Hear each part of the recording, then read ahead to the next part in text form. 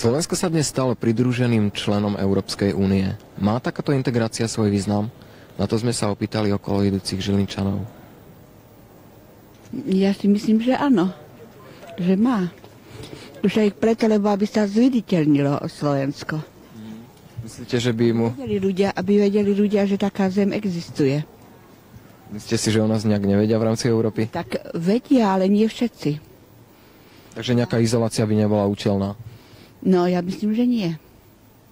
Tak predsa nemôžeme tuto ako štát zostať samostatné nejako, alebo musíme nažívať aj s ostatnými štátmi, takže to je veľmi dôležité podľa mňa. No má nejaký. Myslíte, že aký? Buď sa to polepší, alebo pohorší to, ako to u nás vyzerá teraz. A čo takto izolácia? Izolácia, to... Nie, samému není dobre. To nie. Čo myslíte vy? Možno samému není dobre, nie je dobrá izolácia. Takže je lepšia integrácia. Áno.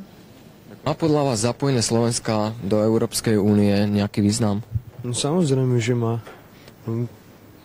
Treba rozmýšľať nad tým, že bude viacej možností získať práce a nové možnosti objavov a tak ďalej. Ano. Určite má.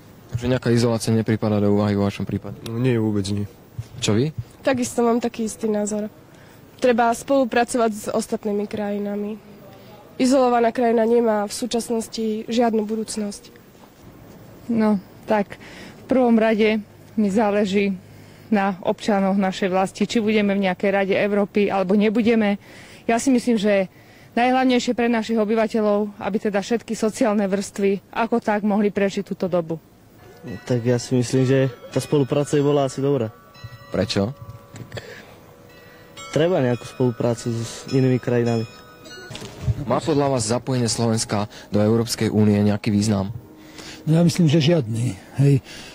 Ja som člen Slovenskej národnej strany, teda, hej, a ja som za neutralitu, hej, to je všetko, asi ďakujem. Má. Len ja som bol za spoločný štát Čechov a Slovákov, a ja som bol v Čechách ako na Slovensku a to ma strašne mrzí. Lebo predsa čo ja viem, ono, že sme jeden na druhého doplácali, to nemohla byť tiež výhovorka. Takže zapojenie do európskych štruktúr vy uznávate? Áno, presne. No, dovidenia.